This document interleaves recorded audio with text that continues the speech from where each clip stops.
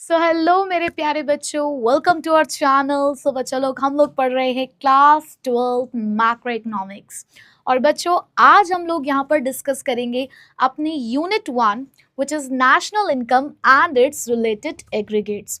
Examination point of view से ये unit आने वाली है 10 मार्क्स की। तो बच्चों क्योंकि आज से हम लोग स्टार्ट कर रहे हैं अपनी काजोल मैम सिग्नेचर सीरीज को, तो यहाँ पर मैं आप लोगों को दे रही हूँ एक रीकैप।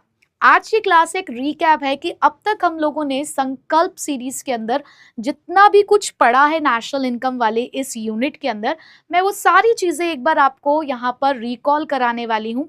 क्योंकि हो सकता है कि किसी बच्चे ने हमें इस सिग्नेचर सीरीज से ही ज्वाइन किया हो सकता है किसी बच्चे ने अब तक वो संकल्प सीरीज देखी ना हो, या हो सकता है कि अभी भी कुछ कॉन्सेप्ट्स में आपको कंफ्यूजन रहा हो।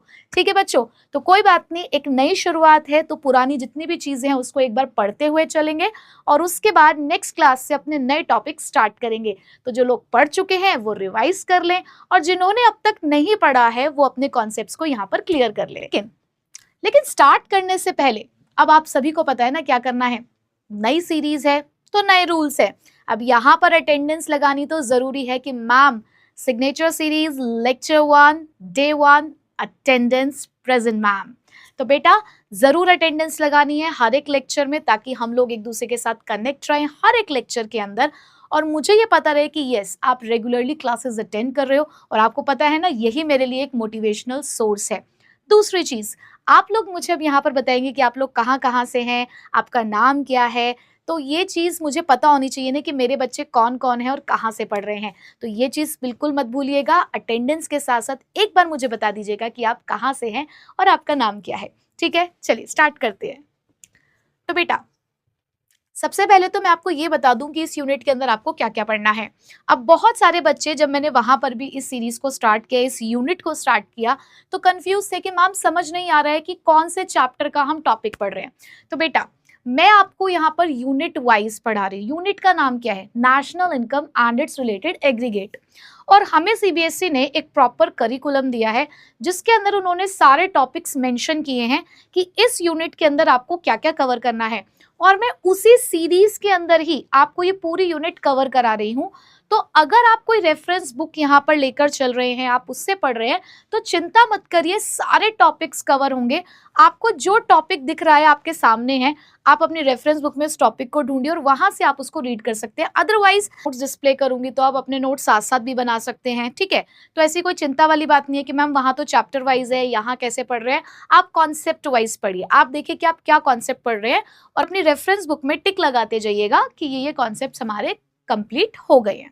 ठीक है, तो चलो मैं बता देती हूँ कि हम लोग क्या क्या कवर करने वाले हैं। सबसे पहले व्हाट इज मैक्रो इकोनॉमिक्स, हम लोग ये पढ़ेंगे यहाँ पर। उसके बाद बेसिक कॉन्सेप्ट्स आएंगे कुछ हमारे मैक्रो इकोनॉमिक्स के, जो हमें यहाँ पर जानने जरूरी हैं। जैसे कि हम इकोनॉमिक टेरिटरी के बारे में हमने पढ़ा है, नॉर्मल रेजिडेंट क्या होते हैं, डोमेस्टिक प्रोडक्ट और नेशनल प्रोडक्ट क्या होता है, स्टॉक एंड फ्लो क्या है, फैक्टर इनकम और ट्रांसफर इनकम क्या होती है, final good, intermediate goods, consumption goods, capital goods, इसका मीनिंग हम लोग समझेंगे, स्टॉक और फ्लो क्या है, ग्रॉस इन्वेस्टमेंट और डेप्रिसिएशन क्या होता है, circular flow of income 2 sector model में हम लोग पढ़ेंगे। देन उसके बाद real GDP, nominal GDP, GDP deflator, GDP as an index of welfare, ये सारी चीजें हम लोग पढ़ने वाले हैं। ऑलरेडी संकल्प सीरीज में हम लोगों ने यहाँ तक कवर कर लिया था। तो आज हमारा जो टारगेट रहेगा वो यही कि हम लोग ये सारे कॉन्सेप्ट जो ऑलरेडी पढ़ चुके हैं उसको हम लोग यहाँ पर रिवाइज करेंगे। फिर नेक्स्ट क्लास से हम लोग यहाँ से पढ़ना शुरू करेंगे। ठीक है, अब बेटा यहाँ तक तो सारा आपका थ्योरी पोर्शन है। अब इसके बाद जो आपका चैप्टर है, जो यूनिट है, वो प्रैक्टिकल मोड में आ जाएगा, यानी कि न्यूमेरिकल पोर्शन आपका स्टार्ट होगा, जहां पर हम लोग पढ़ेंगे methods of calculating national income. यानी कि नेशनल इनकम को कैलकुलेट करने के कौन कौन से मेथड हैं। तो 3 मेथड को हम लोग यहाँ पर पढ़ने वाले हैं, value added method, expenditure method and or income method. और उसी से रिलेटेड हम लोग यहाँ पर एग्रीगेट्स पढ़ेंगे और ये सीखेंगे कि अलग अलग तरीके से हम लोग नेशनल इनकम कैसे कैलकुलेट कर सकते हैं। ठीक है बच्चों, सो रेडी हैं आप लोग आज के रिवीजन सेशन के लिए? तो चलिए स्टार्ट करते हैं with our first topic which is macroeconomics. तो बेटा क्लास 11th में जब आप छोटे छोटे नोने नोने प्यारे प्यारे से बच्चे थे और आपने इस इकोनॉमी की दुनिया में, आपने इस इकोनॉमिक्स की दुनिया में कदम ही रखा था, तो आपको ये बात समझाई गई थी कि इकोनॉमिक्स की 2 बहनें होती हैं, एक का नाम है माइक्रो इकोनॉमिक्स और दूसरी का नाम है मैक्रो इकोनॉमिक्स। क्योंकि माइक्रो इकोनॉमिक्स छोटी बहन है, तो यहाँ पर आपने जितनी भी चीजें पढ़ी वहां पर वो सारी चीजें छोटी छोटी थी, क्योंकि छोटी बहन अक्सर छोटी छोटी बातों पर मुंह फुला लिया करती थी, तो हमें उसकी छोटी छोटी चीजों का ही ध्यान रखना था। तो माइक्रो इकोनॉमिक्स में आप लोगों ने इंडिविजुअल यूनिट की स्टडी करी, यानी कि हमारे देश का एक कंज्यूमर कैसे डिमांड करता है, हमारे देश का एक प्रोड्यूसर कैसे सप्लाई करता है, प्रोडक्ट की प्राइस किस तरीके से डिसाइड की जाती है, रिसोर्सेज का एलोकेशन कैसे होता है, ये सारे के सारे मुद्दे क्योंकि एक छोटे लेवल पे थे, ग्राउंड लेवल पे थे, तो ये सारी चीजें हम लोगों ने माइक्रो इकोनॉमिक्स के अंदर पढ़ी। बट क्योंकि अब तो आप बड़े बच्चे हो गए हो, अपने स्कूल के भी सीनियर क्लास के अंदर काउंट होते हो, तो अब आप लोग यहाँ पर पढ़ने वाले हो इकोनॉमिक्स को एक बड़े लेवल पर, यानी कि कौन से लेवल पर बेटा, आप लोग उसको पढ़ने वाले हैं मैक्रो लेवल पर। और मैक्रो का मतलब ही क्या होता है बेटा, मैक्रो का मतलब होता है लार्ज, यानी कि जब आप पूरी इकोनॉमी को एक साथ लेकर चल रहे हो, आप पूरी इकोनॉमी को एक बड़े लेवल पर पढ़ने जा रहे हो। यानी कि अगर मैं कहूं कि हम सिर्फ इस बारे में बात कर रहे हैं कि एक फैमिली का बजट कितना है, तो हम बात कर रहे हैं माइक्रो लेवल पर। बट अगर मैं वही कहूं कि हम बात कर रहे हैं हमारे गवर्नमेंट बजट की, हमारे इंडिया के बजट की, तो बेटा यहां पर हम आ गए हैं मैक्रो लेवल पर।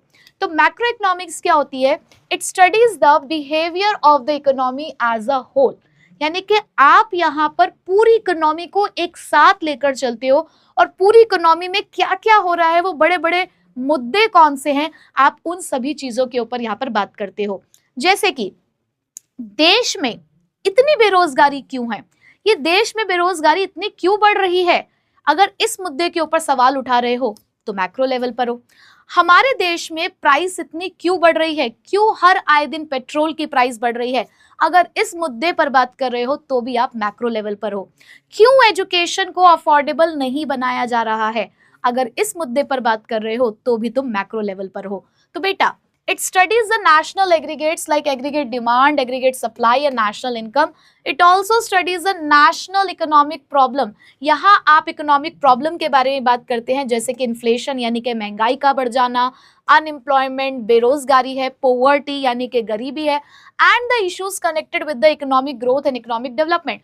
प्लस हमारे यहाँ पर लगातार जो कह सकते हो जो इंफ्रास्ट्रक्चर फैसिलिटीज हैं वो बढ़ती जा रही हैं, हमारे देश की जीडीपी बढ़ रही है, हम लोग यहाँ पर एक्सपोर्ट और इंपोर्ट को यहाँ पर इंक्रीज कर रहे हैं, फॉरेन ट्रेड बढ़ रहा है। अगर इन मुद्दों के बारे में बात हो रही है तो हम कहीं ना कहीं अपने इकोनॉमिक ग्रोथ, अपने इकोनॉमिक डेवलपमेंट के बारे में बात कर रहे हैं, तो ये भी मैक्रो इकोनॉमिक का ही एक हिस्सा है। ठीक है, अब क्या टूल्स है, क्या हथियार है हमारे पास मैक्रो इकोनॉमिक्स के अंदर, किन हथियारों की मदद से हम ये काम कर पाते हैं, तो बेटा यहाँ पर हम लोग यूज करते हैं अपने दो weapons, which is aggregate demand and aggregate supply. अब एग्रीगेट डिमांड को प्यार से हम लोग एडी बोल देंगे और एग्रीगेट सप्लाई को प्यार से हम लोग एएस बोल देंगे। ठीक है, जैसे कि माइक्रो इकोनॉमिक्स में सिर्फ डिमांड और सिर्फ सप्लाई पढ़ा, क्योंकि वो इंडिविजुअल डिमांड और इंडिविजुअल सप्लाई थी, क्योंकि एक कंज्यूमर और एक प्रोड्यूसर की बात हो रही थी। लेकिन यहाँ तो मुझे मेरे सारे कंज्यूमर, सारे प्रोड्यूसर के बारे में बात करनी है, इसलिए उनका टोटल करेंगे और इसलिए नाम दिया है एग्रीगेट डिमांड और एग्रीगेट सप्लाई। ठीक है, सब्जेक्ट मैटर, क्या मुद्दा है यहाँ पर, किन मुद्दों के ऊपर सबसे ज्यादा आप यहाँ पर बात करने वाले हो इस साल, तो यहाँ हम लोग बात करने वाले हैं determination of income and employment level of the economy, कि हमारी इकोनॉमी का इनकम लेवल क्या है, हमारे इकोनॉमी का एम्प्लॉयमेंट लेवल क्या है। और इसीलिए चैप्टर का नाम ही, पहला यूनिट ही आपकी किस बारे में है, नेशनल इनकम, जहां पर आप लोग ये सीखने वाले हो कि किसी देश की नेशनल इनकम को कैसे कैलकुलेट किया जाता है। तो सोचो कितनी इंटरेस्टिंग चीज तुम लोग पढ़ने वाले हो। एग्जाम्पल्स की मैं बात करूं तो बेटा यहाँ पे आप नेशनल इनकम को कैलकुलेट करना सीखोगे, गवर्नमेंट बजट के बारे में पढ़ रहे हो, बैलेंस ऑफ पेमेंट आएगा अभी हमारे कंट्री का, आप उसके बारे में पढ़ोगे, बैंकिंग सिस्टम हमारा कैसे काम करता है आप उसके बारे में बात करोगे, इनकम का लेवल कैसे डिसाइड किया जाता है, कंजप्शन और एक्सपेंडिचर किस तरीके से आपस में रिएक्ट करते हैं इकोनॉमी के अंदर, वो सारी चीजें आप लोग यहाँ पर पढ़ने वाले हो। ठीक है, और अगर मैं कहूं कि मैक्रो इकोनॉमिक्स का दूसरा नाम क्या है, तो इसको बोला जाता है theory of income and employment, क्योंकि यहाँ पर जो हमारा पूरा फोकस रहता है वो इनकम और एम्प्लॉयमेंट के ऊपर ही होता है। ठीक है बेटा, तो ये तो एक जनरल इंट्रोडक्शन हो गया मैक्रो इकोनॉमिक्स का, जो आपने कहीं ना कहीं क्लास 11th में भी पढ़ा होगा। अब असली बात तो यहाँ से शुरू होती है जब बात आती है इकोनॉमिक टेरिटरी की। इकोनॉमिक टेरिटरी कहूँ या डोमेस्टिक टेरिटरी कहूँ, बात एक ही है, पर बात यहाँ पर क्या है कि कौन सी टेरिटरी को मैं अपना कहूँ। मैं कौन सी टेरिटरी को अपना कहूं, किस चीज को कहूं कि ये मेरा है। हमारा अधिकार किसी चीज पे कब आता है, जब उसको कंट्रोल कर सकते हैं। मैं आज यहाँ पर कहूं कि मैं आज एक इंस्टीट्यूट में हूं, मैं इस स्टूडियो में खड़े होकर पढ़ा रही हूं, तो क्या ये स्टूडियो मेरा है? नहीं, ये स्टूडियो मेरा नहीं है। क्यों? क्योंकि इसके ऊपर कंट्रोल मेरा नहीं है। क्या मैं अपनी मर्जी से यहाँ पर कुछ भी कर सकती हूँ? क्या मैं अपनी मर्जी से यहाँ पर तोड़ फोड़ करके या अपनी मर्जी से कोई भी चीज कहीं पर भी लगा दूं, कल को मैं आकर यहाँ पर इसका डिजाइन चेंज कर दूं, क्या भी ये पॉसिबल है? नहीं, ये मेरे हाथ में नहीं है। क्यों? क्योंकि ये यहाँ पर इस चीज के ऊपर मेरा कंट्रोल नहीं है। मतलब बार बार मैं एक बात यहाँ पर बोल रही हूँ, कंट्रोल। लेकिन हाँ, यही बात मैं अगर अपने खुद के घर की कहूँ कि मैं अपने घर पर मेरा जहां मन करता है मैं वहां पर अपने सामान की सेटिंग कर लेती हूँ। मेरा मन कर रहा है कि मुझे अपनी वॉल पर एक प्यारी सी एक सीनरी लगानी है तो मैं वो सीनरी लगा सकती हूँ। मेरा मन कर रहा है कि मैं चलो अब अपने घर को रेनोवेट कर दूं, तो वो मेरी इच्छा से हो रहा है क्योंकि मेरा कंट्रोल है, मेरा अधिकार है उसके ऊपर। उस घर में मेरी चलती है, पूरे घर में मेरी ही चलती है, क्योंकि अपन का राज है, वहां पर मेरा कंट्रोल है, वो सारा का सारा कंट्रोल मेरे हाथ में है। तो उसे मैं कहूंगी ना कि वो मेरा इलाका है, मेरी इकोनॉमिक टेरिटरी है। अब टेरिटरी की अगर बात करें तो कहते हैं ना कि ये हमारा इलाका है, बट इलाका कह देने से हमारा नहीं हो जाता है ना। अब लोगों ने अपने घर बनाए हैं, अब घर बनाने के बाद लोग क्या करते हैं, कई बार अपने घरों के बाहर कुछ एक्स्ट्रा स्पेस ले लेते हैं, वो अपना छोटा सा गार्डन सेटअप कर देते हैं, या अपने घर के आगे एक छोटा सा एरिया ऑक्यूपाई करके उसे अपने कार की पार्किंग के लिए इस्तेमाल करते हैं। लेकिन सरकार को जैसे ही पता चलता है कि तुमने ऐसा कुछ गलत काम किया है, वो तुरंत आ जाती है और सब कुछ तोड़ फोड़ कर चली जाती है। किसने अधिकार दिया सरकार को कि वो इस तरीके से हमारे घर के बाहर आकर हमारे गार्डन को तोड़ फोड़ कर जा रही है, हमारी कार की पार्किंग का एरिया जो हमने वहां पर इतने बढ़िया तरीके से बनाया था वो उसको तोड़कर चली गई? क्यों? क्या उसका अधिकार था उसके ऊपर? पर सरकार सिर्फ वो बाहर का एरिया ही तोड़ पाई, वो हमारे घर के ऊपर कुछ नहीं कर पाई। क्यों? क्यों भाई, क्यों? क्योंकि उसको एडमिनिस्टर, उसको कंट्रोल हम कर रहे हैं। हमारे घर पर हमारा कंट्रोल है, हमारे हाथ में है वो, इसलिए उसको कोई हाथ नहीं लगा सकता। उसको मैं कह रही हूं कि वो मेरा है, उसमें जो भी कुछ होगा वो मेरे अकॉर्डिंग होगा। मैं अपने घर में कुछ भी कहूं, नाचू कूदू गाऊं, तोड़ फोड़ मचाऊं, किसी भी चीज को कहीं पे भी रखूं, कोई मुझे कुछ नहीं कह सकता। मैं फ्रीली घूम रही हूँ वहां पर, हर चीज वहां पर बहुत आसानी से मैं कर पा रही हूँ क्योंकि वहां कंट्रोल मेरा है। लेकिन वहीं पर अगर मैं अपने घर के बाहर की सड़क की बात करूं, तो मैं सोचूं कि मैं अपने घर की सड़क के बाहर वहां पर कुछ भी करूं, मेरा जो मन कर रहा है मैं वो करूं, तो वो मैं नहीं कर सकती। क्यों? क्योंकि मेरा अधिकार नहीं है उस सड़क के ऊपर। उस सड़क के ऊपर अधिकार किसका है? सरकार का। तो ऐसे ही क्या हम ऐसे ही कुछ भी कर ले, कहीं पर भी किसी भी चीज को अपना कह दें क्या? मैं किसी और दूसरे देश में जाकर उनके किसी भी प्रॉपर्टी को अपना कह सकती हूँ, उनके किसी जमीन को अपना कह सकती हूँ, उनके यहाँ पर खड़े हुए शिप को अपना कह सकती हूँ? नहीं। मुझे किसी भी चीज को अपना कहने के लिए उस पर मेरा अधिकार होना जरूरी है। अरे अधिकार तो हम लोग लोगों पर भी जमाते हैं ना, हम कहते हैं ना कि यार तुम पर तो मेरा ही अधिकार है, तुम तो सिर्फ मेरी हो। भाई कैसे? क्योंकि तुम कंट्रोल कर पा रहे हो ना। ठीक उसी तरीके से एक देश के अंदर भी मुझे ये जानना है कि मेरी टेरिटरी क्या है, मेरा इलाका कौन सा है। तो तुम्हारा इलाका वही होगा जिसके ऊपर तुम्हारा कंट्रोल होगा। अब तुम्हारा से मतलब ये कंट्रोल किसका होगा? किसके हाथों में ये कंट्रोल दिया जाएगा? जाहिर सी बात है, उस देश की सरकार के हाथ में। तो बेटा, इकोनॉमिक टेरिटरी या डोमेस्टिक टेरिटरी का क्या मतलब होता है? एक ऐसी टेरिटरी, एक एरिया जहां पर आप बात कर रहे हो ज्योग्राफिकल टेरिटरी की, which is administered by the government. बेटा ये लिखना बहुत जरूरी है। मेन बातें आप लोग साथ साथ अपने रजिस्टर में, अपनी समरी नोटबुक में लिखते जाएं। आपको शॉर्ट नोट्स बनाने बहुत जरूरी है। आप डिटेल नोट्स जरूर बनाइए, लेकिन लेक्चर के साथ आपको शॉर्ट नोट्स बनाने हैं जहां पर आपको कीवर्ड्स लिखते जाना है। ठीक है? तो जब भी बात हो रही है इकोनॉमिक टेरिटरी की या डोमेस्टिक टेरिटरी की, तो हमारा यूनाइटेड नेशन सिस्टम जो है नेशनल अकाउंट्स का, उसने हमें एक प्रॉपर डेफिनेशन दी है कि इकोनॉमिक टेरिटरी क्या होती है। तो उसने हमें ये बताया कि इकोनॉमिक टेरिटरी वो ज्योग्राफिकल टेरिटरीज होती हैं जिसको हमारे देश की सरकार एडमिनिस्टर करती है। एडमिनिस्टर से यहाँ पर क्या मतलब है बेटा? कि जहां पर जो कंट्रोल है, वो कंट्रोल किसके हाथों में है? वो हमारी सरकार के हाथों में है, जहां पर लोग, सामान और कैपिटल सर्कुलेट हो सकती है फ्रीली। ठीक है? अब क्या मतलब है मैम कि सिर्फ ज्योग्राफिकल टेरिटरी का मतलब सिर्फ ये है कि पॉलिटिकल बाउंड्रीज जो होती हैं आप उसकी बात कर रही हैं? नहीं बेटा, it is not only limited to the political boundaries of a country. इसके अंदर वो कुछ सर्टेन एरियाज भी आते हैं, भले ही वो हमारे देश के बाहर क्यों ना हो, लेकिन अगर उसके ऊपर कंट्रोल हमारी गवर्नमेंट का है तो वो भी हमारा है। मतलब कि अगर मैं इंडियन टेरिटरी की बात करूं, इंडिया की डोमेस्टिक टेरिटरी की बात करूं, तो जो चीजें सिर्फ इंडिया के अंदर आ रही हैं सिर्फ वही डोमेस्टिक टेरिटरी नहीं है।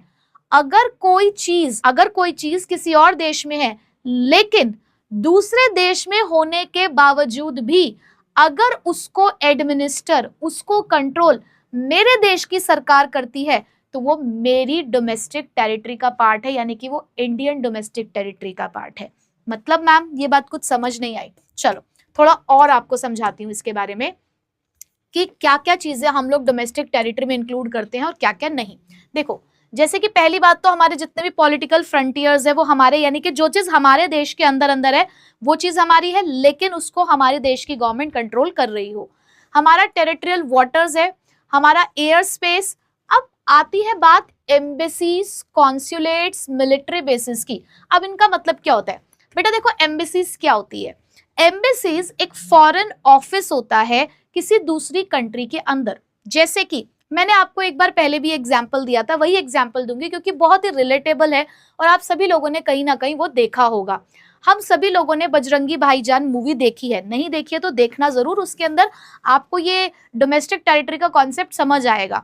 ठीक है, उसमें एक सीन है जहां पर एक मुन्नी जो गलती से पाकिस्तान से इंडिया आ जाती है, मतलब उसकी मम्मी जा रही होती है एक सफर में और गलती से वो मुन्नी जो है वो पीछे छूट जाती है इंडिया के अंदर। तो सलमान खान उसकी मदद करते हैं कि वो मुन्नी को उसके देश तक उसको पहुंचाएं। तो ऐसे में अब उन्हें समझ नहीं आ रहा था कि ये काम कैसे किया जाएगा। भाई मुन्नी इंडिया में रह गई है और उसे भेजना है हमें पाकिस्तान, तो कौन मदद करेगा? तो ऐसे में अलग अलग कंट्रीज के अंदर दूसरे देश के फॉरेन ऑफिस होते हैं। तो सलमान खान भी एक पाकिस्तान एम्बेसी में गए ताकि उन्हें मदद मिले, जिससे कि वो मुन्नी को पाकिस्तान तक पहुंचा पाए। क्योंकि भाई कहीं ना कहीं हमें मदद की जरूरत है, क्योंकि एक देश से दूसरे देश में जाना है। बट जैसे ही वो उस एम्बेसी में पहुंचे तो ऑलरेडी वहां पर कुछ हल्ला गुल्ला चल रहा था और वो वहां पर उस एम्बेसी की मदद नहीं ले पाए। तो बेटा सिंपल सी बात है कि एम्बेसी क्या होती है। एम्बेसी को आपको कैसे याद रखना है बेटा? एम्बेसी एक फॉरेन ऑफिस होता है, फॉरेन ऑफिस जो कहां पर है? जो इंडिया के अंदर है। मान लो जैसे कि मैं कहूं कोई अमेरिकन एम्बेसी है, अमेरिकन एम्बेसी वो इंडिया में है। अब अगर कोई अमेरिकन एम्बेसी इंडिया के अंदर है, वहां पे जो कंट्रोल है वो अमेरिका की गवर्नमेंट का कंट्रोल हो रहा है उसके ऊपर, क्योंकि वहां जितना भी काम हो रहा है वो कैसे हो रहा है वो सब अमेरिका की गवर्नमेंट तय करती है। हम लोग तय नहीं करते कि वहां पर क्या हो रहा है। तो क्या ये हमारी डोमेस्टिक टेरिटरी का पार्ट है? इसके ऊपर हमारा कंट्रोल ही नहीं है भाई, ये तो विदेशी लोग है ना, ये विदेशी ऑफिस है। अब इसके ऊपर हमारा क्या कंट्रोल है? तो ये भले ही हमारी कंट्री में, लेकिन ये हमारी डोमेस्टिक टेरिटरी का पार्ट नहीं है। लेकिन वहीं पे अगर मैं बोलूं कि जापान के अंदर इंडियन एम्बेसी है, जापान के अंदर कोई इंडियन एम्बेसी है, यानी कि इंडिया का ऑफिस जापान में है, जिसका सारा कंट्रोल इंडिया से चल रहा है, कि उस ऑफिस के अंदर क्या क्या काम होगा वो हमारे देश की गवर्नमेंट बता रही है। तो बेटा वो किसके डोमेस्टिक टेरिटरी का पार्ट है? वो इंडिया की डोमेस्टिक टेरिटरी का पार्ट है। भले ही वो दूसरे देश में है, लेकिन क्योंकि उसको कंट्रोल हमारी गवर्नमेंट कर रही है, इसलिए वो हमारे देश की टेरिटरी का पार्ट है। तो समझ आया कि जो भी फॉरेन ऑफिस किसी भी कंट्री में होता है, अगर वो फॉरेन ऑफिस किसी भी कंट्री में है तो वो उस कंट्री की टेरिटरी का पार्ट नहीं है, वो उस कंट्री की टेरिटरी का पार्ट होगा जिसको उस कंट्री की सरकार एडमिनिस्टर करती होगी। जैसे कि फिर से हम लोग एक दो एग्जांपल ले लेते हैं, जैसे कि अमेरिकन एम्बेसी इन इंडिया, तो वो कहाँ की टेरिटरी का पार्ट है? अमेरिकन टेरिटरी का पार्ट है। इंडियन एम्बेसी इन जापान, तो वो कहाँ की टेरिटरी का पार्ट है? इंडियन डोमेस्टिक टेरिटरी का पार्ट है। ठीक है, समझ गए? तो एम्बेसी तो आप समझ गए कि ये तो फॉरेन ऑफिस होते हैं। ठीक है, अब बेटा कॉन्सुलेट्स क्या होते हैं? कॉन्सुलेट्स, बेटा कॉन्सुलेट्स इन्हीं एम्बेसीज की ब्रांचेस होती हैं अलग अलग स्टेट में। अब क्या होता है ना बेटा, एम्बेसीज तो हेड ऑफिस की तरह होता है, ये हेड ऑफिस है बेटा, ये तो हेड ऑफिस होता है जो एक ही है। हर कंट्री की जो कैपिटल स्टेट होगी ये तो वहां पर सिचुएटेड होगा, लेकिन अलग अलग जगह पर भी तो हमें ऑफिसेस की जरूरत होगी ना, अलग अलग और स्टेट्स में भी हमें जरूरत होगी फॉरेन ऑफिसेस की। तो हम लोग क्या करते हैं, एम्बेसीज की कुछ ब्रांचेस खोल लेते हैं, और उन्हीं ब्रांचेस को क्या बोला जाता है बेटा, कॉन्सुलेट्स। तो डेफिनेटली जब एम्बेसीज, जब हेड ऑफिस उन्हीं की डोमेस्टिक टेरिटरी का पार्ट है, तो कॉन्सुलेट्स भी उन्हीं की डोमेस्टिक टेरिटरी का पार्ट होते हैं।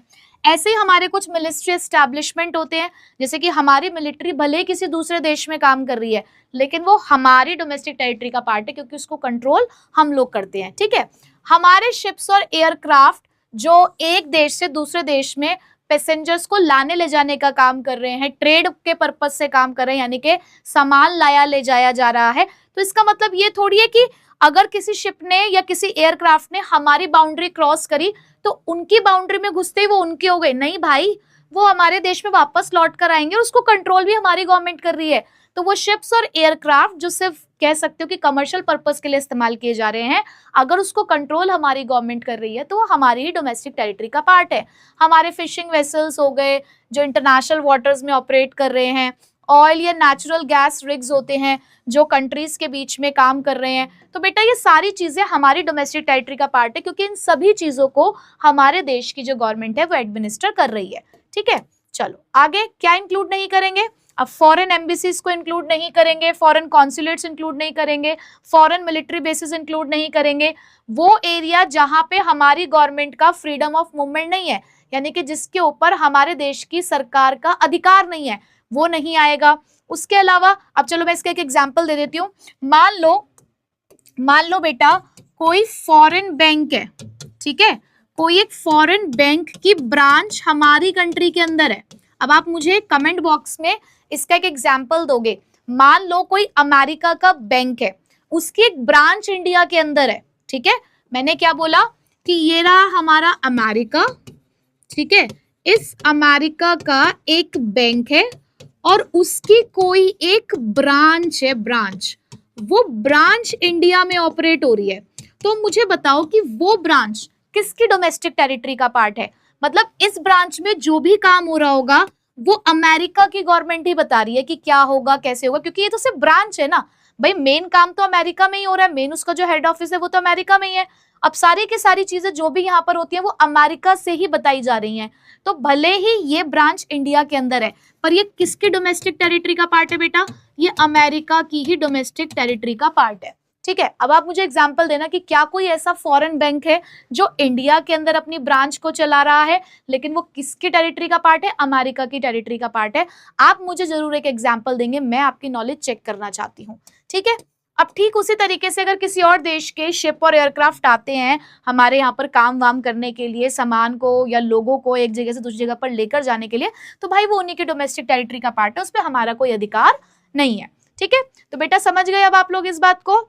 तो हम लोगों ने अभी फिलहाल ये तो पढ़ लिया कि हमारा इलाका का क्या है ना, हमारा इलाका कौन सा है, हमारा इलाका सिर्फ वही होता है भाई जिसके ऊपर हमारा अधिकार है, किसी और के इलाके को हम अपना इलाका नहीं कहते, जिस चीज पर हमारा अधिकार नहीं है वो इलाका हमारा नहीं है। ठीक है, जिस जगह पर हम फ्रीली घूम सकते हैं, अपना आराम से सर्कुलेट कर सकते हैं, चाहे मनी हो, चाहे पर्सन हो, चाहे गुड्स हो, वो हमारा इलाका है, उसके अलावा किसी भी चीज को हम अपना इलाका नहीं कह रहे। ठीक है, तो इलाका अपना होने की क्या डेफिनेशन है, एडमिनिस्ट्रेशन बाय द गवर्नमेंट। ठीक बेटा, चलो अब अपना इलाका तो देख लिया, अब अपना बंदा कौन है वो देखना है।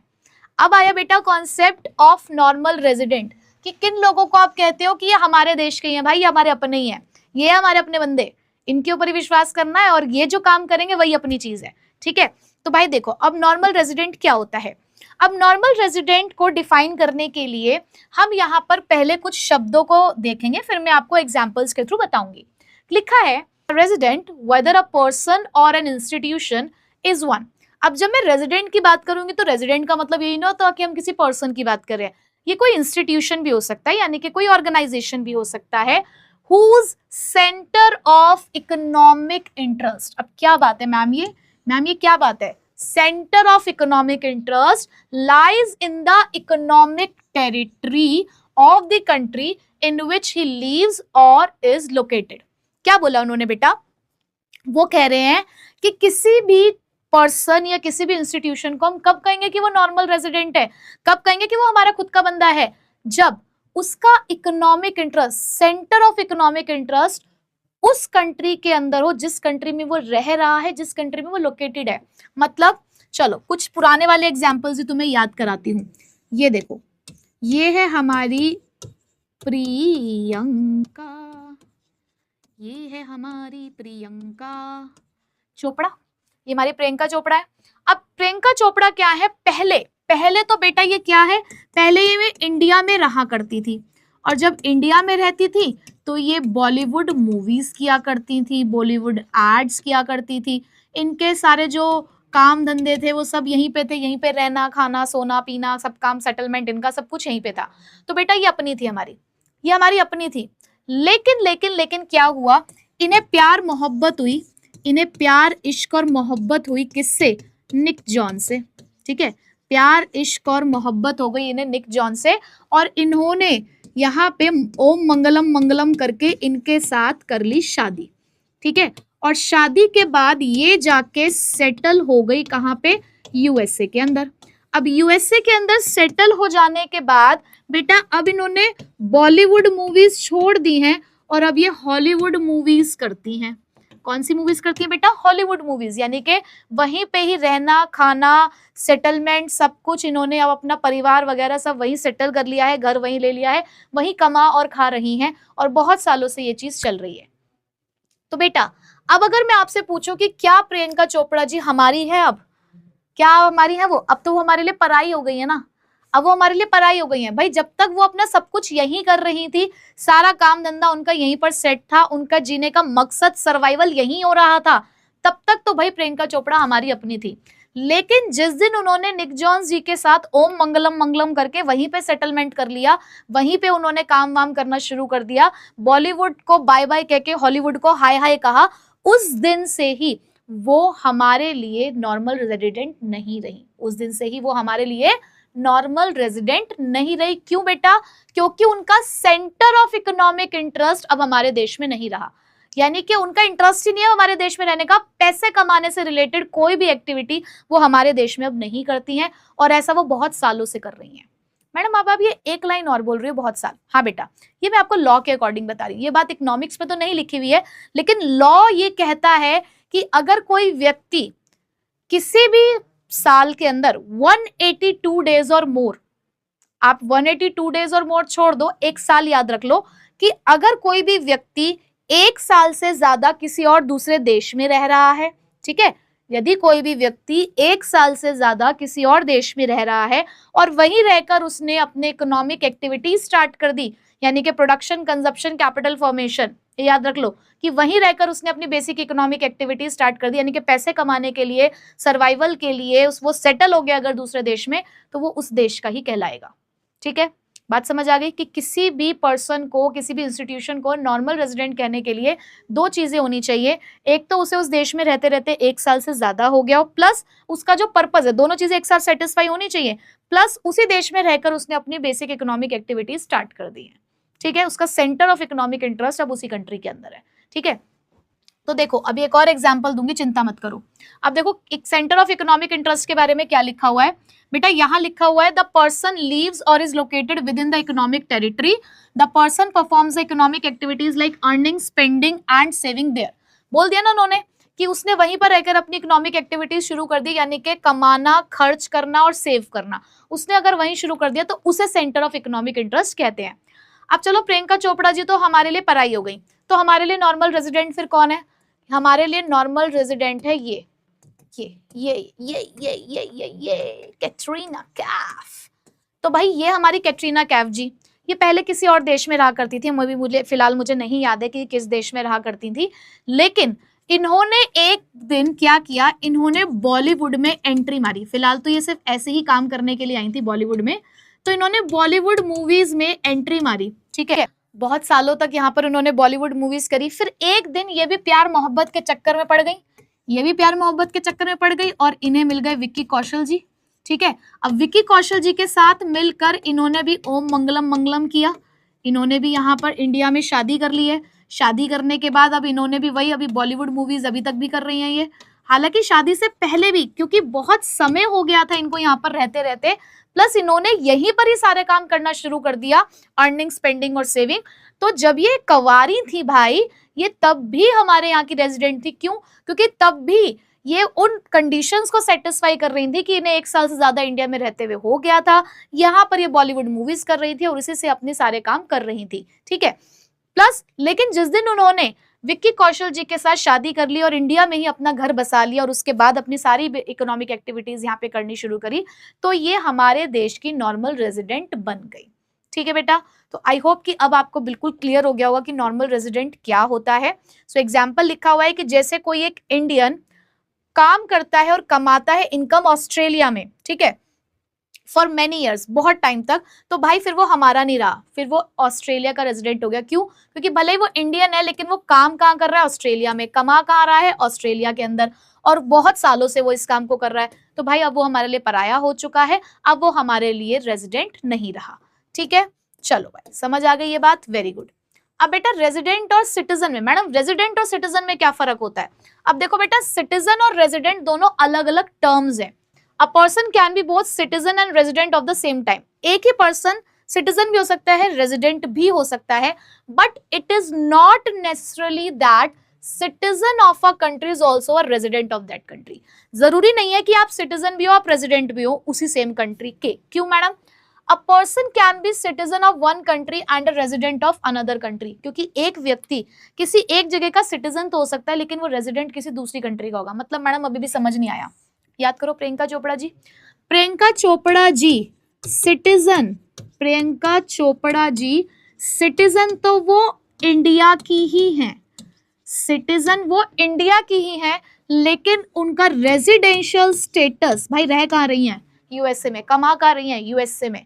तो वो रेजिडेंट तो यूएसए की हैं, लेकिन कहाँ पे उनका बर्थ हुआ था? उनका बर्थ इंडिया में हुआ ना, तो अगर उनका बर्थ इंडिया में हुआ है तो बेटा वो सिटीजन इंडिया की कहलाएगी। तो देखो, एक ही पर्सन सिटीजन कहीं और का है लेकिन रेजिडेंट कहीं और का है। सो सिटीजनशिप एक लीगल कॉन्सेप्ट है जो आपके बर्थ पे डिपेंड करता है, या आपके जो भी लीगल प्रोविजन, जो लीगल डॉक्यूमेंट कहते होंगे कि आप कहाँ पैदा हुए हैं, उसके ऊपर डिपेंड करता है। जबकि रेजिडेंशियल स्टेटस एक इकोनॉमिक कॉन्सेप्ट है। ये तो इसके अकॉर्डिंग हम ये बता रहे हैं कि आप जहां पे भी अपनी इकोनॉमिक एक्टिविटी परफॉर्म करते हो आप वहां के रेजिडेंट कहलाते हो, ठीक है बेटा। तो जैसे यहाँ पर देखो एक एग्जाम्पल है, एन एनआरआई। अब एनआरआई क्या होता है? Non resident Indian. Non resident Indian यानी कि आप सिटीजन हो सकते हो हमारे यहाँ के, लेकिन आप हमारे रेजिडेंट नहीं हो। Is a citizen of India but a resident of the country in which he or she lives in a country where he works. यानी कि प्रियंका चोपड़ा जी हमारे लिए एनआरआई हैं। क्यों? वो हमारे यहाँ की सिटीजन तो है लेकिन रेजिडेंट वो कहाँ की है? यूएसए की। Many Indian national settled in USA. देखो लिखा है ना कि बहुत सारे इंडियंस हैं जो यूएसए में सेटल हो गए हैं, ऑस्ट्रेलिया में सेटल हो गए हैं, लेकिन वो सिटीजन तो हमारे रहेंगे लेकिन वो रेजिडेंट्स अब उन कंट्रीज के हो चुके हैं, ठीक है जी। बात समझ आ गई बच्चों? तो एक बार थम्स अप कर देना कि yes ma'am the concept of residentship and citizenship is clear, thumbs up कर देना। अब उसके बाद बारी आती है डोमेस्टिक प्रोडक्ट और नेशनल प्रोडक्ट की। अब ये क्या होता है? अब आप ये समझ चुके हो कि डोमेस्टिक टेरिटरी क्या है, यानी कि अपना इलाका क्या है। अब आप ये भी समझ चुके हो कि नॉर्मल रेजिडेंट क्या होता है, यानी कि अपना बंदा कौन है। तो अब आपको डोमेस्टिक प्रोडक्ट और नेशनल प्रोडक्ट समझने में कोई दिक्कत नहीं आएगी। और मेरे प्यारे बच्चों, डोमेस्टिक प्रोडक्ट को ही डोमेस्टिक इनकम बोलोगे और नेशनल प्रोडक्ट को ही नेशनल इनकम बोलोगे, ठीक है। तो अगर मैं डोमेस्टिक इनकम बोल रही हूँ या डोमेस्टिक प्रोडक्ट बोल रही हूँ, बात एक ही है। अगर मैं नेशनल इनकम बोल रही हूँ और नेशनल प्रोडक्ट बोल रही हूँ तो भी बात एक ही है, ठीक है बच्चों। चलो अब सबसे पहले समझाती हूँ कि डोमेस्टिक प्रोडक्ट, या फिर लिख लो ना यहाँ पर तुम भी ऐसे, डोमेस्टिक इनकम ये क्या होती है। देखो भाई, डोमेस्टिक इनकम, डोमेस्टिक टेरिटरी, सीधी बात। हम ये कहते हैं कि हम उस इनकम को अपना कहेंगे जो हम अपने इलाके में कमाते हैं। बहुत ही सिंपल और सीधी सी बात कि भाई देखो, जो भी पैसा मेरे इलाके में कमाया जा रहा है वो मेरा है, वो मेरी इनकम का पार्ट है। मैंने क्या बोला? मान लो मैंने अपने घर में अलग अलग कमरे में एक प्रोडक्शन यूनिट सेटअप कर दिया, अलग अलग कमरे में प्रोडक्शन यूनिट है। अब मेरे घर के अंदर जितने भी कमरे हैं उसमें जितना भी पैसा कमाया जा रहा है भाई वो मेरा है। मेरे घर में रहने वाले जितने भी व्यक्ति या जितने भी लोग आकर पैसा कमा रहे हैं, मैं कह रही हूँ वो मेरा है। सीधी सी बात कि भाई डोमेस्टिक प्रोडक्ट या डोमेस्टिक इनकम क्या कहती है कि अगर वो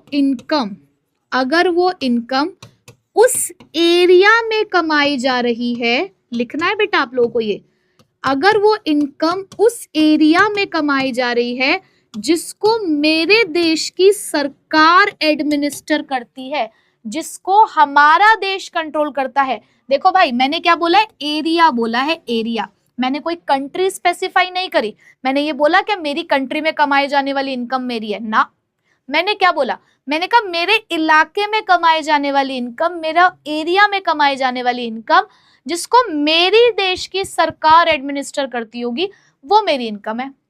अब ये इनकम कमाएगा कौन, कोई भी कमाए, ये इनकम कौन कमाएगा, कौन अर्न करेगा इस इनकम को, कोई भी अर्न करे, मुझे कोई मतलब नहीं इस बात से। अगर तुमने मेरे एरिया में आकर पैसा कमा दिया जिसको मैं कंट्रोल कर रही हूं, तो भाई वो इनकम मेरी होगी, मैं उसको अपनी इनकम में कैलकुलेट करूंगी। मतलब कि चाहे तुम कोई रेजिडेंट हो, चाहे तुम कोई नॉन रेजिडेंट हो, मुझे इस बात से कोई मतलब नहीं है। मैडम मतलब थोड़ा सा और समझाओ इसको, इसको ऐसे समझो कि हमारी, फिर से प्रियंका चोपड़ा जी भूलनी नहीं है तुम्हें, अब यहाँ पर पीसी प्रियंका चोपड़ा को भूलना नहीं है, बहुत मदद कर रही है तुम्हें तुम पढ़ाने में ये वाला कॉन्सेप्ट। प्रियंका चोपड़ा जी अगर वो मेरे देश में आकर एक दिन कोई बॉलीवुड मूवी करके चली जाए, अब प्रियंका चोपड़ा मेरे लिए क्या है भाई, प्रियंका चोपड़ा बताओ मेरे लिए क्या है, प्रियंका चोपड़ा मेरे लिए एक नॉन रेजिडेंट है। तो अगर प्रियंका चोपड़ा ने मेरे यहाँ पर बॉलीवुड मूवी करी, और दूसरा हमारी कैटरीना कैफ जी, इनको भी नहीं भूलना, केएफ को, और इन्होंने भी बॉलीवुड मूवी करी, इन्होंने भी बॉलीवुड मूवी करी, और ये मेरे लिए क्या है भाई, ये मेरे लिए मेरी रेजिडेंट है। तो मैं तो अपनी डोमेस्टिक इनकम में इन दोनों की इनकम को प्लस करूंगी। क्यों, क्योंकि ये दोनों की दोनों कहाँ कर रही हैं ये इस काम को, ये इस काम को इंडिया में कर रही हैं, और इंडिया के उस एरिया में कर रही हैं जिसको एडमिनिस्टर मेरे देश की सरकार कर रही है। भाई ये इंडिया में ही कर्म कमा रही हैं।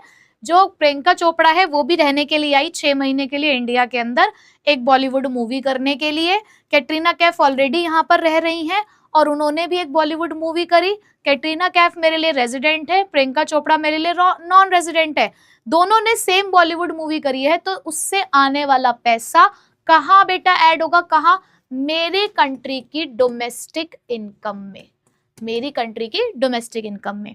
तो बेटा यहाँ पर लोकेशन मैटर करती है, लोग कौन है ये मैटर नहीं करता, कमा कौन रहा है ये मैटर नहीं कर रहा, कमा कहाँ रहे हो ये मैटर करता है। ठीक है, तो बहुत सिंपल एक बार को इसको समाप्त करते हैं। ये सारी चीजें ना बेटा लिख लो अपनी समरी नोटबुक में, बहुत काम आएगा बाद में। ठीक है, तो बेटा मैं साइड हो जाती हूँ 1 मिनट के लिए, चलो कर लो, ले लेना स्क्रीनशॉट। चलो, तो बेटा डोमेस्टिक इनकम का मतलब क्या है, एक ऐसी इनकम जो हमारी ही इकोनॉमिक टेरिटरी में कमाई जा रही है। अब इकोनॉमिक टेरिटरी बोलने का सीधा सा मतलब यही है, ये मेंशन करने की जरूरत नहीं कि उसको हमारी गवर्नमेंट एडमिनिस्टर करती होगी। एक ऐसा पैसा जो हमारी डोमेस्टिक टेरिटरी में कमाया जा रहा है, हमारी इकोनॉमिक टेरिटरी में कमाया जा रहा है, चाहे कमा कोई भी रहा है, चाहे वो रेजिडेंट कमा रहा है चाहे वो नॉन रेजिडेंट कमा रहा है, वो हमारी डोमेस्टिक इनकम का पार्ट है। फॉर एन एग्जाम्पल, अगर कोई इंडियन एम्बेसी जापान में है तो उस इंडियन एम्बेसी में जितना भी प्रॉफिट हो रहा होगा, जितनी भी इनकम होगी, वो मेरी इंडिया की डोमेस्टिक टेरिटरी का पार्ट है। अगर कोई इंडिया के बैंक की ब्रांच अगर यूएसए में है तो उसको जो भी प्रॉफिट होता होगा वो भी इंडिया की डोमेस्टिक टेरिटरी में ऐड होता होगा। ठीक है, समझ गए concept? Very good, I know कि you all are very very very intelligent. ठीक है, चलो भाई। So domestic product is based on the production unit located within the economic territory.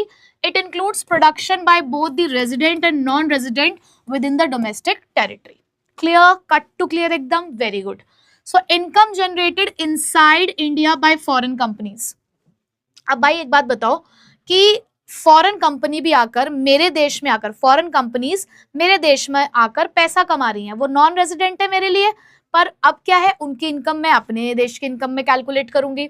Income earned by the Bollywood actors in India, जितने भी Bollywood actors हैं जो यहाँ पे पैसा कमा रहे हैं, उन सबकी इनकम भी हम लोग ऐड ऑन करेंगे। ठीक है जी, डन डन डन डन। चलो, अब बेटा नेशनल प्रोडक्ट क्या है?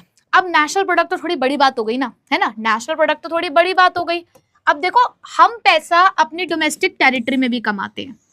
अब हम पैसा अपनी डोमेस्टिक टेरिटरी में कमा रहे हैं, तो वो तो हमारी डोमेस्टिक इनकम हो गई। ये एरिया में जो भी पैसा कमाया जा रहा है, इसको थोड़ा अलग कलर से कर देते हैं, ग्रीन से कर देते हैं इसको, वो डोमेस्टिक इनकम हो गया। ठीक है, जो पैसा इस डोमेस्टिक टेरिटरी में कमाया जा रहा है वो डोमेस्टिक इनकम हो गया। अब क्या होता है कि जब नेशनल प्रोडक्ट की बात होती है, या नेशनल प्रोडक्ट का दूसरा नाम क्या है मेरे बच्चों, क्या बोलेंगे हम इसको?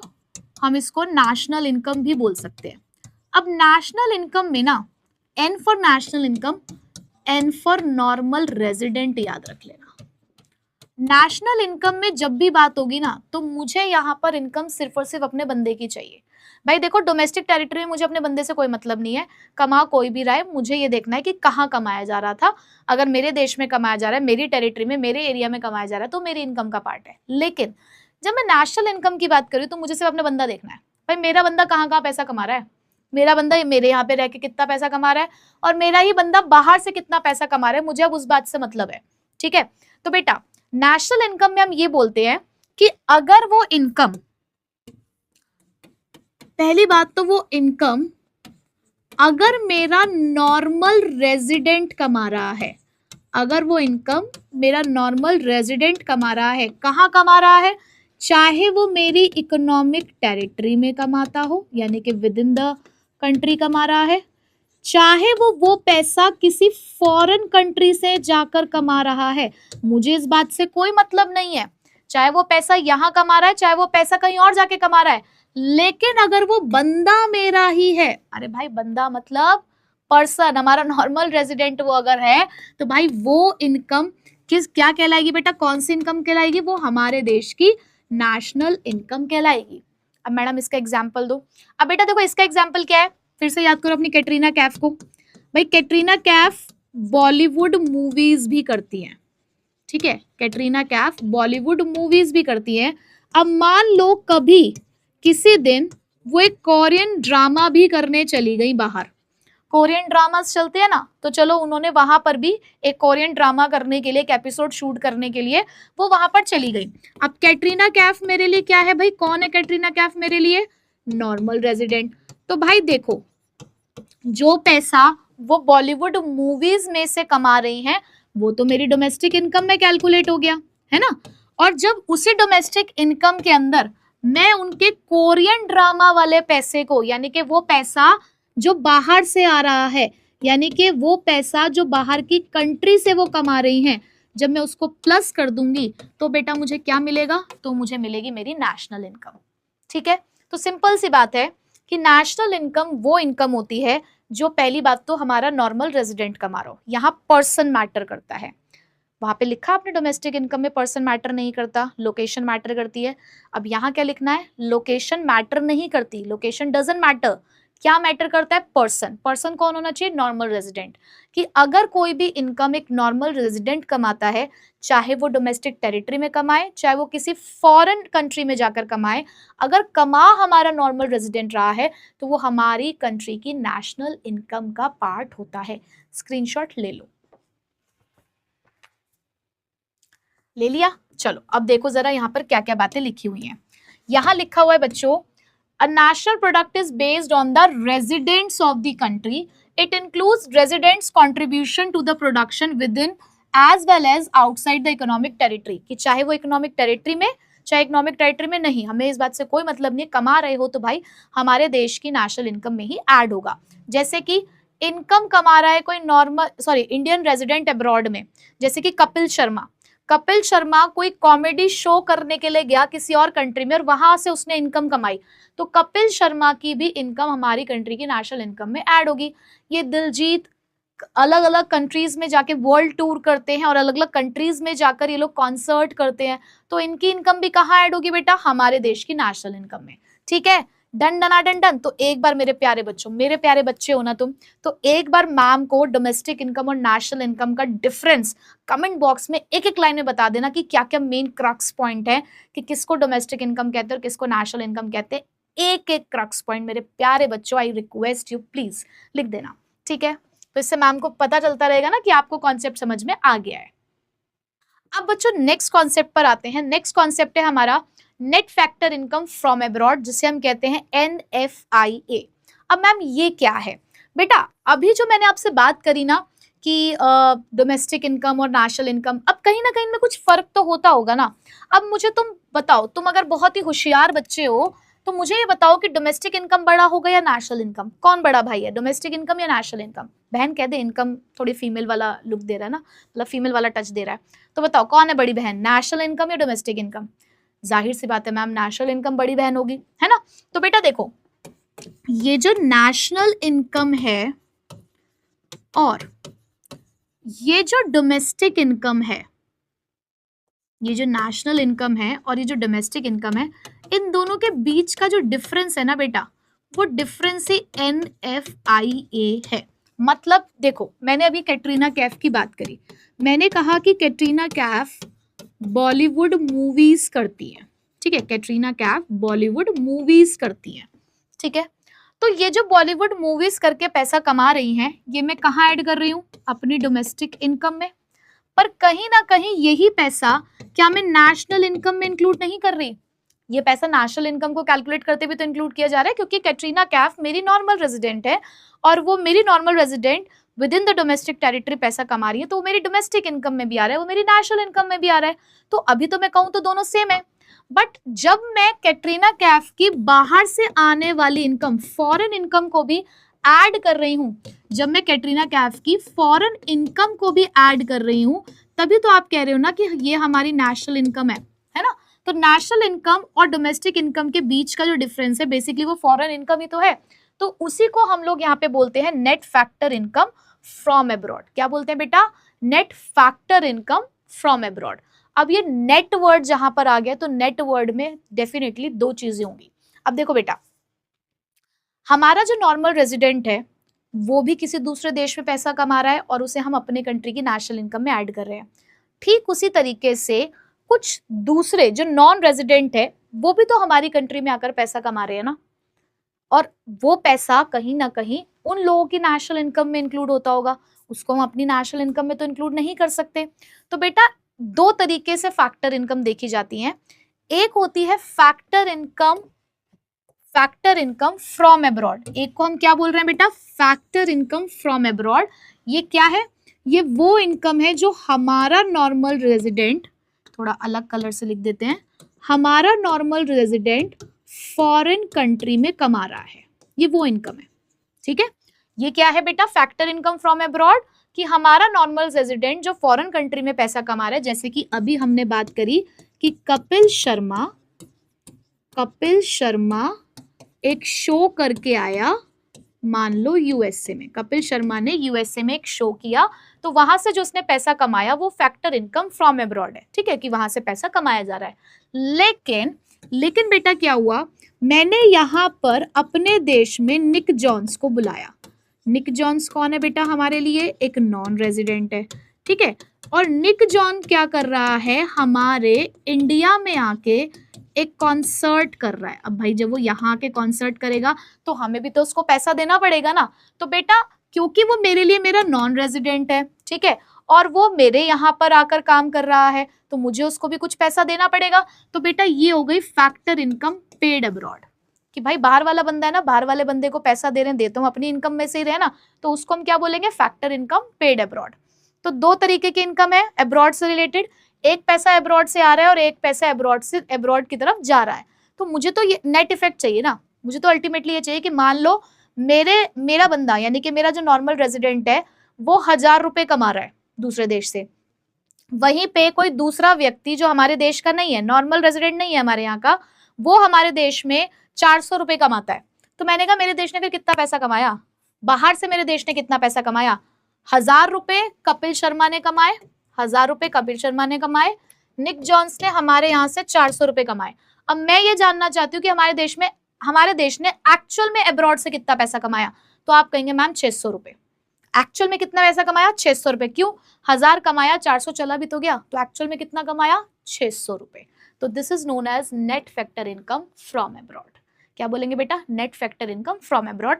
ये पॉजिटिव भी हो सकता है, ये नेगेटिव भी हो सकता है, ये जीरो भी हो सकता है। कई बार ऐसा होगा कि देखो यहाँ पर तो पॉजिटिव है क्योंकि हमने कमाया ज्यादा है, पैसा पे कम किया है। अगर वहीं पर मैं कह दूं कि हमारा जो कपिल शर्मा है, यहीं पे अगर मैं कह दूं कि कपिल शर्मा ने तो सिर्फ 100 रुपए कमाए, सिर्फ 100 रुपए, लेकिन हमें निक जॉन्स को कितने देने पड़े, 400 रुपए, तो ऐसे में तो 300, यानी कि हमने पे ज्यादा किया है, तो NFIA नेगेटिव हो जाएगा। या फिर अगर मैं ये कह दूं कि कपिल शर्मा ने 400 कमाए, तो कपिल शर्मा ने 400 कमाए, 400 ही हमने निक जॉन्स को दे दे, तो ये 0 हो गया।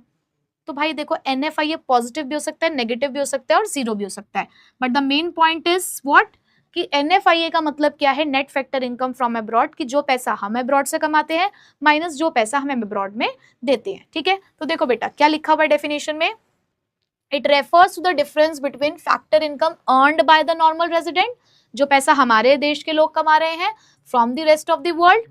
अब किस फॉर्म में, वेजेस, सैलरीज, अब ये सब छोड़ दो कि किस फॉर्म में कमा रहे हैं, वो भी हम आगे जाके पढ़ेंगे। Similarly payment made to the normal resident of other countries, अब ऐसे जो नॉन रेजिडेंट्स होंगे हम उनको भी कुछ पैसा दे रहे होंगे, हमारी कंट्री कुछ पैसा दे रही होगी, तो उसका जो डिफरेंस है उसे ही NFIA कहा जाता है। जैसे कि एग्जाम्पल में लिखा है कि कोई सैलरी अर्न की जा रही है, कोई इंडियन जो अब्रॉड में वर्क करता है, तो ये हो गया फैक्टर इनकम फ्रॉम अब्रॉड, जैसे कि कपिल शर्मा की इनकम किसी फॉरेन शो से। तो बेटा फॉरेन की यहाँ पे स्पेलिंग गलत हो गई, तुम ठीक कर लेना। इसी तरीके से profit earned by the foreign company in India, कोई फॉरेन कंपनी है इंडिया में पैसा कमा रही है, तो factor income paid to abroad, जैसे कि निक जॉन ने हमारे यहाँ पर किसी कॉन्सर्ट में गाना गाया। ठीक है, समझ गए? तो भैया एक बार कर देना madam, NFIA is also clear. तो क्या सिग्निफिकेंस है, सिग्निफिकेंस सिर्फ यही है कि ये इसी की मदद से हम नेशनल इनकम कैलकुलेट कर पा रहे हैं कि भाई देखो पहले तो हम सिंपल तरीके से डोमेस्टिक इनकम कैलकुलेट कर लेते हैं, डोमेस्टिक इनकम को कैलकुलेट करने के बाद हम NFIA देखते हैं कि NFIA कितना है, यानी कि factor income from abroad minus factor income to abroad कितना है, दोनों को जब प्लस करते हैं तो हमें क्या मिल जाता है, national income. So beta, NFIA shows the difference between national aggregate and domestic aggregate. National concept includes NFIA, whereas domestic concept excludes NFIA. ठीक है, अब इस NFIA में 3 कंपोनेंट्स होते हैं, कौन कौन से, तो अभी फिलहाल सिर्फ नाम देख लो, भी डिटेल हमें आगे पढ़नी है। नेट कंपेंसेशन ऑफ एम्प्लॉय, यानी कि अगर आप एक एम्प्लॉयमेंट में हो, चाहे हमारे देश में चाहे किसी दूसरे देश में, तो आप सैलरी की फॉर्म में, वेजेस की फॉर्म में पैसा कमाते होगे। या फिर ऐसा भी होता है कि हम दूसरे देश से किस चीज में डील कर रहे हैं, या तो किसी ने हमारे यहाँ प्रॉपर्टी खरीद रखी है, या हमने किसी के देश में जाके प्रॉपर्टी खरीद रखी है, तो रेंट वगैरह में डील करते होंगे, रॉयल्टी में डील करते होंगे। एंटरप्रेन्योरशिप, यानी कि किसी ने हमारे देश में कोई कंपनी खोल रखी है, उससे पैसा आता है, प्रॉफिट जनरेट होता है, या हमने किसी दूसरे देश में कंपनी खोल रखी है, वहां से प्रॉफिट जनरेट होता है, या हमने कोई पैसा सेव करके रखा हुआ है अपने कंपनीज के अंदर, अब्रॉड के अंदर हमने कोई सेविंग्स कर रखी है, तो वो भी यहाँ पर इंक्लूड होता है। ठीक है बेटा, आई होप कि यहाँ तक के सारे कॉन्सेप्ट्स आपको क्लियर हो गए होंगे।